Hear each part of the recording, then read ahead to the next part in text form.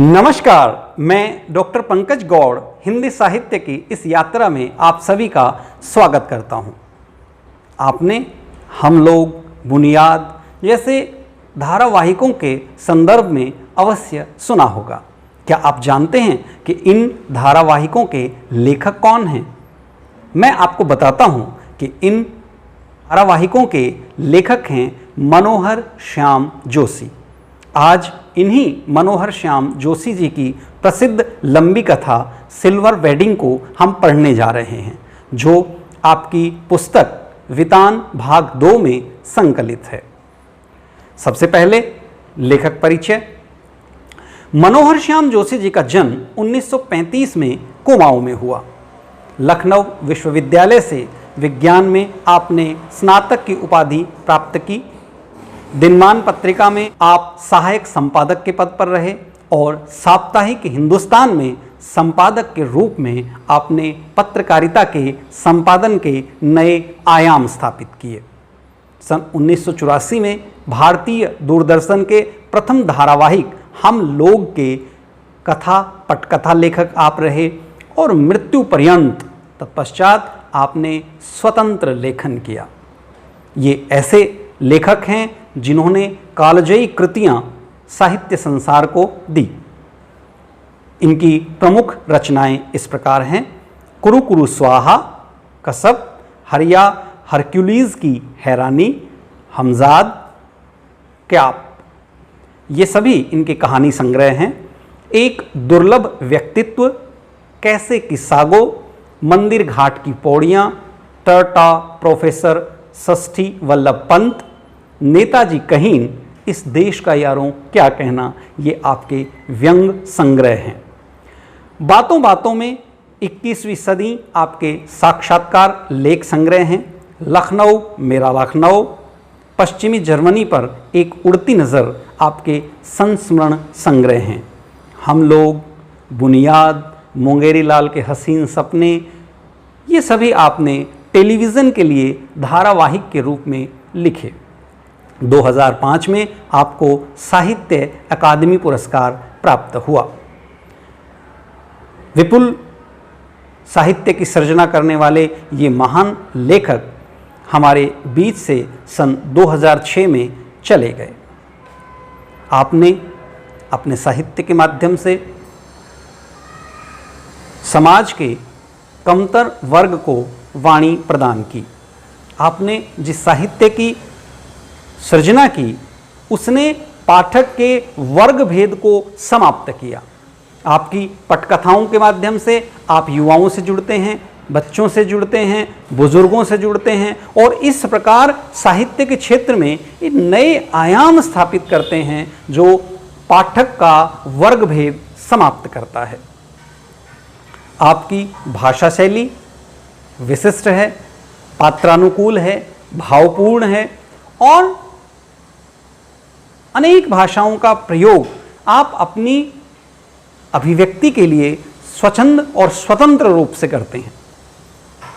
इसी से आपकी रचनाओं में इस प्रकार का उजास पैदा होता है, आकर्षण पैदा होता है कि पाठक स्वयं ही उनकी तरफ खींचता चला आता है।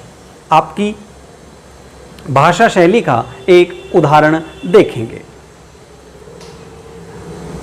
सीधे असिस्टेंट ग्रेड में आए नए छोकरे चड्डा ने, जिसकी चौड़ी मोहरी वाली पतलून और ऊंची एड़ी वाले जूते पंत जी को समहाउ इम्प्रॉपर मालूम होते हैं, थोड़ी बदतमीजी सी की।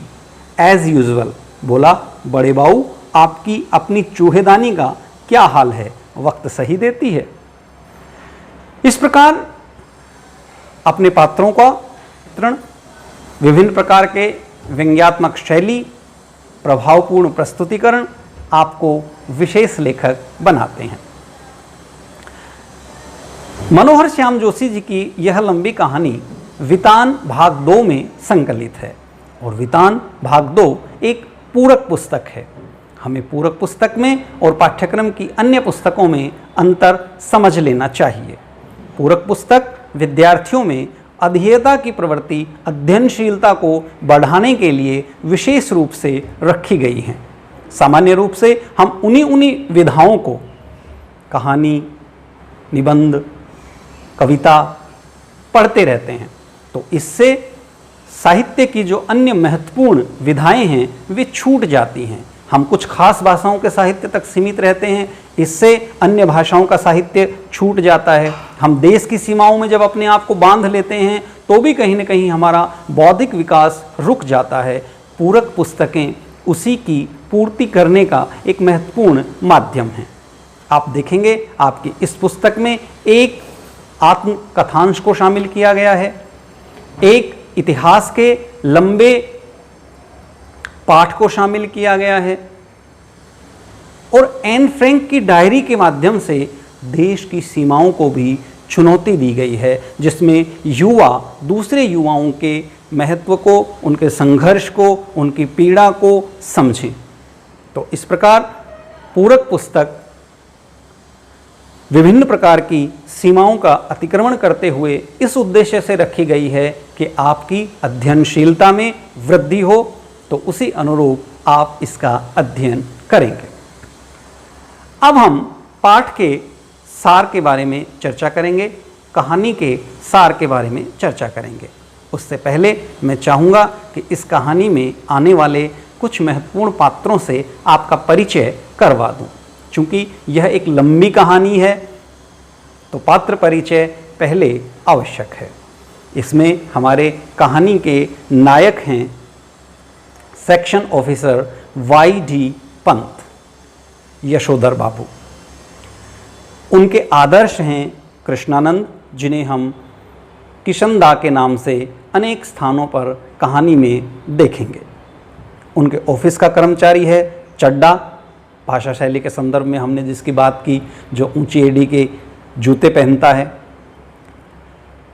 एक उनका बड़ा बेटा है भूषण, उनका दूसरा बेटा है, उनके तीसरा बेटा है, एकमात्र उनकी बेटी है, पत्नी है, एक चंद्र दत्त तिवारी जी हैं, आप यशोधर बाबू के भांजे हैं, और गिरीश हैं। गिरीश पत्नी के चचेरे भाई हैं, इस लिहाज से इनके साले हैं और घर में कहीं न कहीं उनका हस्तक्षेप भी रहता है। इन्हीं पात्रों के इर्द गिर्द हमारी यह लंबी कहानी सिल्वर वेडिंग घूमती है।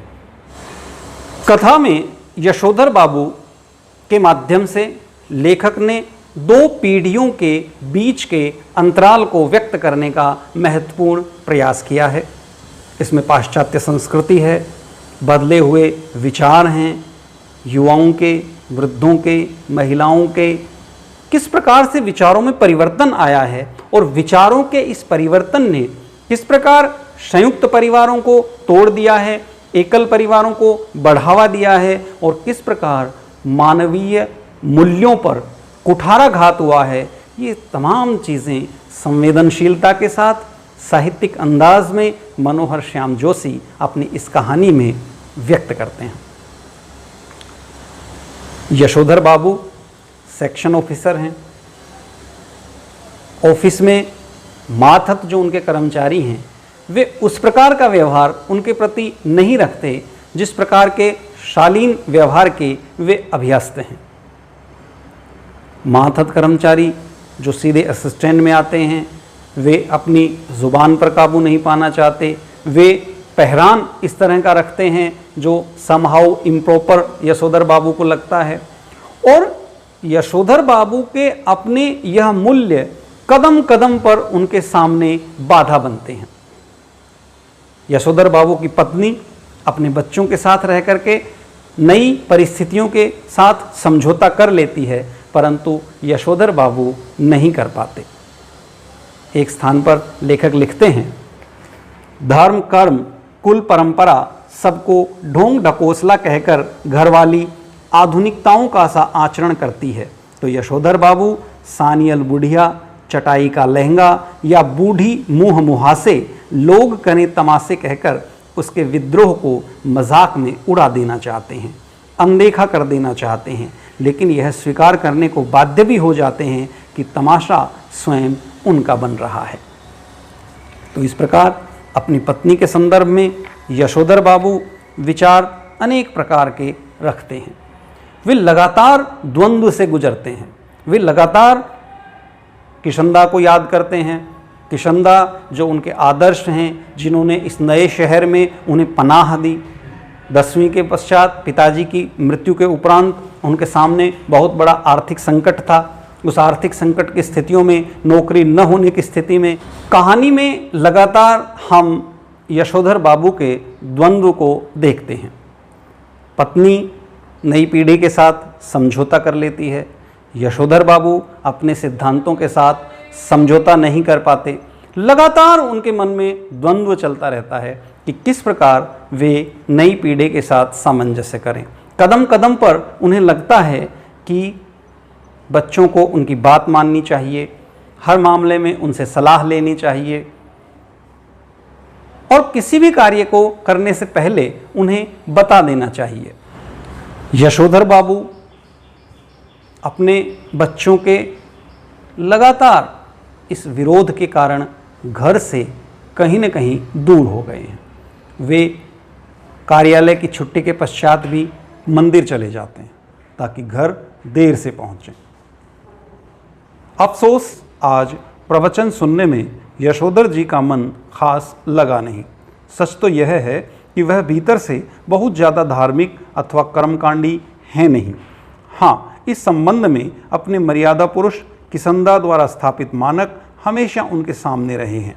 जैसे जैसे उम्र ढल रही है, वैसे वैसे वह भी किशनदा की तरह रोज मंदिर जाने, संध्या पूजा करने और गीता प्रेस गोरखपुर की किताबें पढ़ने का यत्न करने लगे हैं। लगातार इस प्रकार यत्न करके अपने आप को परिवर्तित करने का प्रयास यशोधर बाबू करते हैं। दफ्तर में मातहतों के साथ वे इसलिए सिल्वर वेडिंग की पार्टी में शरीक नहीं होते कि किशनदा के नियमों पर चलते हुए, आदर्शों पर चलते हुए उन्हें लगता है कि उन्हें मातहतों के साथ इतना अधिक फेमिलियर या पारिवारिक नहीं होना चाहिए, उनसे थोड़ी दूरी बना के रखनी चाहिए। और पत्नी के साथ भी वे लगातार अपने इन सिद्धांतों के कारण समझौता नहीं कर पाते। लगातार वे अपनी पत्नी का विरोध करते हैं और वे चाहते हैं कि किसी भी तरह से उनकी स्वतंत्रता में बाधा उत्पन्न ना की जाए। जैसे वे दूसरे के सिद्धांतों का, दूसरे की स्वतंत्रता का, दूसरे के अधिकारों का आदर करते हैं, ठीक उनके भी अधिकारों की इसी प्रकार से रक्षा हो। एक स्थान पर यशोधर बाबू के माध्यम से लेखक कहते हैं,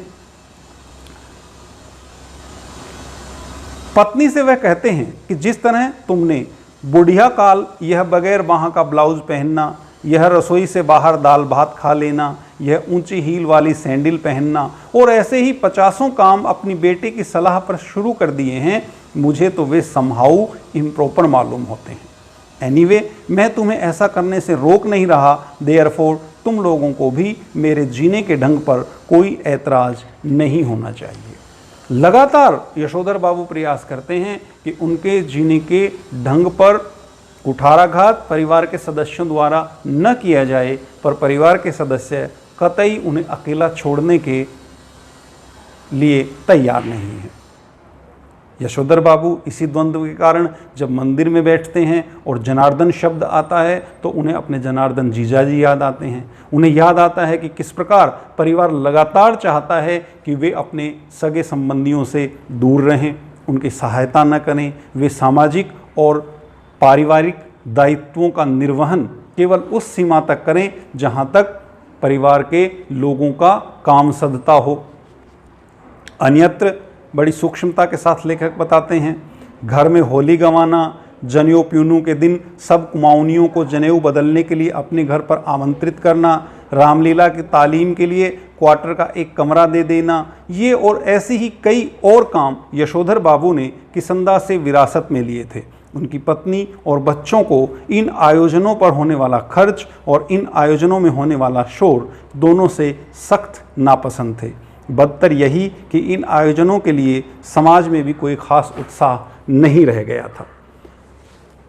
तो यह बड़ी समस्या है कि आप जिन आदर्शों के कारण, जिन सिद्धांतों के कारण लगातार चाहते हैं कि आप अपने प्राचीन मान्यताओं के अनुरूप जीवन का निर्वहन कर सकें, उनके को स्वीकार करने के लिए नई पीढ़ी तैयार नहीं है। इन्हीं द्वंद्वों के बीच यशोधर बाबू जब घर पहुंचते हैं तो वे पाते हैं कि उनके परिवार के सदस्यों ने मिलकर उनके लिए एक सरप्राइज़ पार्टी रखी है। वे सिल्वर वेडिंग मना रहे हैं। भूषण जो उनका बेटा है उसका दोस्त आया हुआ है, उनके बॉस आए हुए हैं, मित्र परिजन पुरजन सब आए हुए हैं और वे पाश्चात्य संस्कृति के अंधानुकरण के माध्यम से उसे मनाना चाहते हैं। पत्नी इसके लिए तैयार है, उसने वस्त्र पहन रखे हैं, होठों पर लाली लगा रखी है, अपने बाल भी उसी तरीके से उसने सजा रखे हैं। लेकिन यशोधर बाबू बहुत असहज महसूस करते हैं। वे जितनी देर कर सकते हैं उतनी देर के बाद घर पहुंचते हैं। घर पहुंचने के बाद बहाने बनाकर पूजा में बैठ जाते हैं। पूजा तब तक करते रहते हैं जब तक सब चले नहीं जाते और ध्यान के दौरान उन्हें कृष्णदा फिर याद आते हैं, जो उन्हें कहते हैं कि जिस प्रकार उनकी मृत्यु जो हुआ होगा से हुई है, ठीक इसी प्रकार समाज के अनेक लोग इस जो हुआ होगा के माध्यम से मरते हैं, अर्थात उपेक्षा से मरते हैं। जब लोग उनकी परवाह नहीं करते तो जो हुआ होगा के माध्यम से वे चले जाते हैं। यद्यपि किसंदा के बच्चे विभिन्न प्रकार के उपहार उनके लिए सिल्वर वेडिंग में लाते हैं, पर बेटा जो उनके लिए गाउन लेकर के आता है कि आपका पुराना पुलोवर फट गया है, आपको नया गाउन पहनकर दूध लेने के लिए जाना चाहिए, तो उनकी आंखें नम हो जाती हैं। वे सोचते हैं कि यह कहने की अपेक्षा बेटे ने ये क्यों नहीं कहा कि दूध वह ले आएगा। इस तरह के दृश्य में कहानी समाप्त हो जाती है। यह कहानी हमारे सामने अनेक प्रश्न रखती है। बहुत सहज भाषा में चलती फिरती रवानगी के साथ कहानी को मनोहर श्याम जोशी जी ने लिखा है। उन्होंने ठीक उसी प्रकार जिस प्रकार मध्यम वर्ग के लोग जब आभिजात्य वर्ग की तरफ जाते हैं, उनका अंधानुकरण करते हैं, तो जिस प्रकार की भाषा का इस्तेमाल करते हैं, प्रयोग करते हैं, चाहते हैं कि अधिकाधिक अंग्रेजी के शब्दों का प्रयोग वे अपनी वाणी में करें, वैसा ही प्रयोग लेखक ने अपनी इस कहानी में किया है। लगातार किसंदा को असहज लगता है जब उनके घर में फ्रीज, कूलर, टीवी सब आता है। यद्यपि जब दूसरे लोग उनके बच्चों की तारीफ़ करते हैं, उनको स्वयं को अभिजात्य वर्ग का मानते हैं, तो वे अपने आप को कहीं न कहीं गौरवान्वित भी महसूस करते हैं। इस प्रकार अनेक प्रकार के द्वंद्वों और प्रश्नों को हमारे हिस्से में छोड़ते हुए कहानी समाप्त हो जाती है। अब हम कहानी का अभ्यास कार्य करेंगे। पहला प्रश्न है, यशोधर बाबू की पत्नी समय के साथ ढल सकने में सफल होती है, लेकिन यशोधर बाबू असफल रहते हैं, ऐसा क्यों? ऐसा इसलिए कि कहीं न कहीं यशोधर बाबू किसंदा को अपना आदर्श मानते हैं, उन्हें सिद्धांतों के अनुसार अपने जीवन का यापन करते हैं, परंतु उनकी पत्नी ऐसे परिवेश में रही है कि प्रारंभ में पिता के घर में रही, उसके बाद संयुक्त परिवार में आई, तो उनके ताऊ ताई जिस तरह के नियमों का पालन करते थे, उस युवा पर भी उन्हीं नियमों को थोप दिया गया और वह उनका पालन करने के लिए बाध्य रही। तो समय के साथ साथ उनकी पत्नी समझौता करती है और वे समझौता नहीं करते। समझौता न करने के कारण वे लगातार असफल रहते हैं और इसी समन्वय की प्रवृत्ति के कारण उनकी पत्नी सफल रहती हैं। अगला प्रश्न है, पाठ में जो हुआ होगा वाक्य की आप कितनी अर्थ छवियां खोज सकते हैं? पाठ में जो हुआ होगा प्रारंभ में उस समय आता है जब किसंदा की मृत्यु के संदर्भ में चर्चा होती है। बिरादरी के एक व्यक्ति के साथ बैठकर चर्चा करते हैं कि एक ही वर्ष के सेवानिवृत्ति के बाद किस प्रकार से किसंदा की मृत्यु हो गई, तो वह बड़ी बेरुखी से कहता है जो हुआ होगा। अर्थात उसे कोई लेना देना नहीं। वे किसनदा जिन्होंने समाज के लिए अपने आप को समर्पित कर दिया, जिन्होंने सभी लोगों को आश्रय दिया, जिन्होंने उनकी नौकरी के लिए प्रयास किया, ऐसे व्यक्ति के चले जाने के बाद उसके पत्नी और बच्चों के न होने के कारण या अपनी सामाजिक व्यस्तताओं के कारण लोगों के पास इतना भी समय नहीं है कि वे चर्चा कर सकें कि उनकी मृत्यु कैसे हुई। बाद में जब यशोधर बाबू ध्यान लगाने लगते हैं तो उन्हें फिर स्वप्न में आकर के कहीं न कहीं किसनदा कहते हैं कि सबकी मृत्यु जो हुआ होगा से होती है। जब बुजुर्गों के प्रति युवाओं का समन्वय नहीं हो पाता, वे उनकी उपेक्षा करते हैं, तो निश्चित रूप से इसी जो हुआ होगा से उनकी मृत्यु होती है। अगला प्रश्न है, समहाउ इम्प्रॉपर वाक्यांश का प्रयोग यशोधर बाबू लगभग हर वाक्य के प्रारंभ में तकिया कलाम की तरह करते हैं। इस वाक्यांश का उनके व्यक्तित्व और कहानी के कथ्य से क्या संबंध बनता है? समहाउ इम्प्रॉपर का मतलब होता है फिर भी यह अनुचित है। यशोधर बाबू का व्यक्तित्व प्राचीन परंपराओं को मानने वाला है, आदर्शों और सिद्धांतों को मानने वाला है। लगातार समाज में और परिवार में जब वे परिवर्तन होते देखते हैं तो वे इस वाक्य का प्रयोग करते हैं, समहाउ इम्प्रॉपर। अपने साधारण बेटे को असाधारण वेतन देने वाली कंपनी उन्हें समहाउ इम्प्रॉपर लगती है।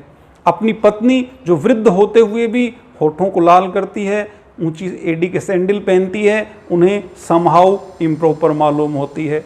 कार्यालय में काम करने वाला चड्डा जो सीधे असिस्टेंट ग्रेड में आया है, वह जब पतलून पहनता है तो भी उन्हें समहाउ इम्प्रॉपर लगता है। उनकी अपनी बेटी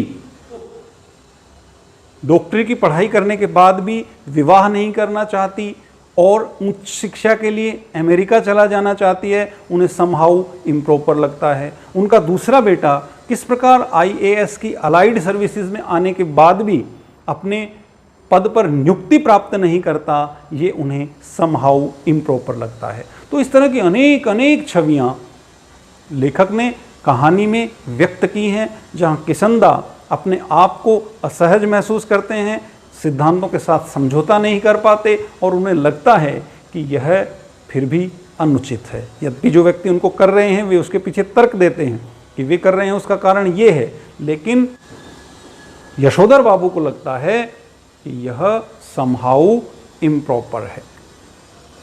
अगला प्रश्न है प्रश्न संख्या 4।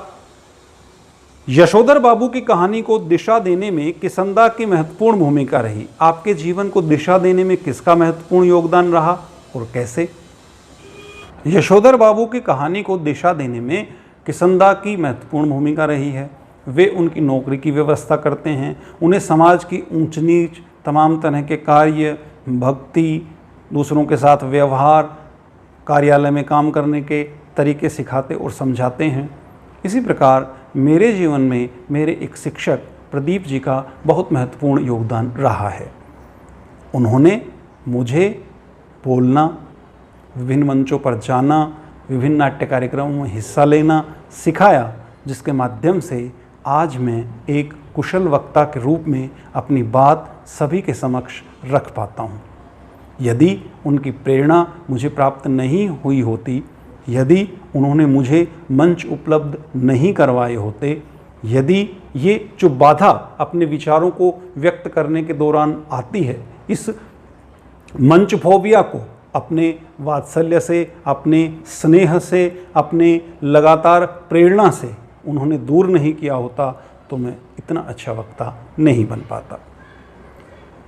अगला प्रश्न, वर्तमान समय में परिवार की संरचना स्वरूप से जुड़े आपके अनुभव इस कहानी से कहाँ तक सामंजस्य बिठा पाते हैं? वर्तमान समय में पारिवारिक संरचना में बहुत बड़े परिवर्तन हुए हैं। आज लोग एकल परिवार की तरफ बढ़ रहे हैं, अपनी कमाई स्वयं पर खर्च करना चाहते हैं, पर हमें इन दोनों के बीच में सामंजस्य बैठाना चाहिए। युवा पीढ़ी के लिए बहुत आवश्यक है कि वह बुज़ुर्गों का ध्यान रखे, और बुज़ुर्गों के लिए भी यह आवश्यक है वे नई शैली के अनुरूप, नए सिद्धांतों के अनुरूप अपने जीवन में इतना लचीलापन अवश्य रखें जिसके माध्यम से किसी भी प्रकार के द्वंद्व पैदा ना हो। अगला प्रश्न है प्रश्न संख्या 6। निम्नलिखित में से किसे आप कहानी की मूल संवेदना कहेंगे, कहेंगी और क्यों? 3 इसमें विकल्प हैं। पहला है हाशिए पर धकेले जाते मानवीय मूल्य, दूसरा है पीढ़ी का अंतराल, और तीसरा है पाश्चात्य संस्कृति का प्रभाव। हम देखते हैं कि इस कहानी में तीनों ही तरह की बातें हैं। इसमें पाश्चात्य संस्कृति के प्रभाव में वह परिवार पूरी तरह से डूबा हुआ है। लगातार वे नई नई चीज़ें लाते हैं, चाहे उन्हें अफोर्ड कर सकते हैं या नहीं कर सकते। अपने खान पान में, अपने पहराव में, अपने पहरान में वे लगातार परिवर्तन करते हैं, चाहे वह उनके अनुकूल है या नहीं है। तो कहानी में अनेक स्थलों पर हम इस प्रकार के परिवर्तन और पाश्चात्य संस्कृति के प्रभाव को देखते हैं। हम देखते हैं कि किस प्रकार कहानी में अनेक पात्र ऐसे हैं जिन्होंने मानवीय मूल्यों को सिरे से खारिज कर दिया है, उन्हें परे धकेल दिया है। हम देखते हैं कि किशंदा जैसे व्यक्ति का कोई ख्याल करने वाला नहीं है और उनकी मृत्यु जो हुआ होगा से हो जाती है। हम देखते हैं कि अपने जीजा जनार्दन जी की सेवा, शुश्रूषा या उनका सहयोग यशोधर बाबू करना चाहते हैं तो परिवार को यह पसंद नहीं है। विभिन्न प्रकार के सामाजिक कार्यों का आयोजन जब वे करते हैं तो यह भी परिवार को नागवार गुजरता है। तो लगातार मानवीय मूल्यों का जो ह्रास हो रहा है वह इस कहानी में मौजूद है।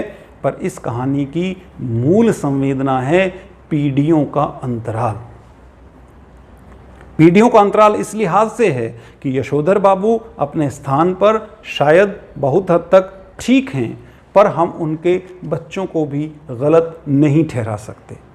वे पढ़े लिखे हैं, वे विद्वान हैं, वे लगातार अपने जीवन में तरक्की करना चाहते हैं। वे लगातार अपने जीवन में अपनी कमाई से यदि संसाधन जुटाना चाहते हैं तो उन्हें गलत नहीं कहा जा सकता। भूषण यदि अपनी कमाई से नौकर रख सकता है तो उसे रख लेना चाहिए। इस प्रकार इस कहानी का मुख्य द्वंद्व पीढ़ियों का अंतराल है। अगला प्रश्न हम देखेंगे प्रश्न संख्या 7। अपने घर और विद्यालय के आसपास हो रहे उन बदलावों के बारे में लिखें जो सुविधाजनक और आधुनिक होते हुए भी बुजुर्गों को अच्छे नहीं लगते। अच्छा न लगने के क्या कारण होंगे? आधुनिक परिवेश के परिणाम स्वरूप अनेक प्रकार के ऐसे परिवर्तन समाज में हो रहे हैं जो बुजुर्गों को अच्छे नहीं लगते। वे गैस पर खाना नहीं खाना चाहते, गैस पे बनी हुई रोटियां उन्हें असहज लगती हैं, फ्रिज का पानी और फ्रिज में रखा हुआ भोजन उन्हें पसंद नहीं है। पर हमें समझना चाहिए कि ये सभी चीज़ें, इनका आविष्कार विज्ञान ने मनुष्य की आवश्यकताओं एवं ज़रूरतों को देखते हुए किया है।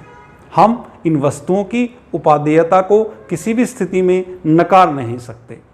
प्रारंभ में जब हमारे घर में टीवी आया था तो पिताजी ने उसका विरोध किया, पर धीरे धीरे अब वे उसे इतना पसंद करते हैं कि उनका ज़्यादातर समय इसी को देखने में बीत जाता है। इस पर आ रहे विभिन्न प्रकार के धार्मिक कार्यक्रम उन्हें बहुत पसंद आते हैं। तो निश्चित रूप से यदि इस बदलाव को सकारात्मक तरीके से उनके साथ साझा किया जाए, उनकी सलाह ली जाए, उनके साथ चर्चा परिचर्चा के माध्यम से समस्या में सामंजस्य बैठाया जाए तो हमारे पास कुछ महत्वपूर्ण बेहतरीन परिणाम आ सकते हैं। अगला प्रश्न है प्रश्न संख्या 8। यशोधर बाबू के बारे में आपकी क्या धारणा बनती है? दिए गए 3 कथनों में से आप जिसके समर्थन में हैं अपने अनुभवों और सोच के आधार पर उसके लिए तर्क दीजिए। यशोधर बाबू के विचार पूरी तरह से पुराने हैं और वे सहानुभूति के पात्र नहीं हैं। ख, यशोधर बाबू में एक तरह का द्वंद्व है जिसके कारण नया उन्हें कभी कभी खींचता है पर पुराना छोड़ता नहीं, इसलिए उन्हें सहानुभूति के साथ देखने की ज़रूरत है। ग, यशोधर बाबू एक आदर्श व्यक्तित्व हैं और नई पीढ़ी द्वारा उनके विचारों का अपनाना ही उचित है। इस प्रश्न के उत्तर में हमें लगता है कि जो ख इसका विकल्प है, यशोधर बाबू में एक तरह का द्वंद्व है। वे नई चीज़ों को अपनाना चाहते हैं, उन्हें बड़ा अच्छा लगता है जब दूसरा कोई कहता है कि उनका बेटा 1,500 रुपये मासिक कमाता है। जब उनके घर में टीवी, फ्रीज आता है तो इसके माध्यम से जो समाज में उनकी प्रतिष्ठा में वृद्धि होती है, यह उन्हें बहुत अच्छा लगता है। तो निश्चित रूप से विभिन्न प्रकार के ये जो परिवर्तन आते हैं, ये समय के अनुसार उचित हैं और इन्हें अपनाया जाना चाहिए। इस प्रकार सिल्वर वेडिंग मनोहर श्याम जोशी जी की एक लंबी कहानी है, जो 2 पीढ़ियों के द्वंद्व को, पाश्चात्य संस्कृति के प्रभाव को विभिन्न परिस्थितियों में, विभिन्न पात्रों के भावों को बहुत ही सक्षमता के साथ व्यक्त करती है। इस कहानी का आप वाचन करें और इसके माध्यम से अन्य अनेक ऐसी लंबी कहानियों का वाचन करें। साहित्य के प्रति आपके मन में अनुराग पैदा हो, इसी आशा और विश्वास के साथ धन्यवाद। आपका दिन शुभ हो।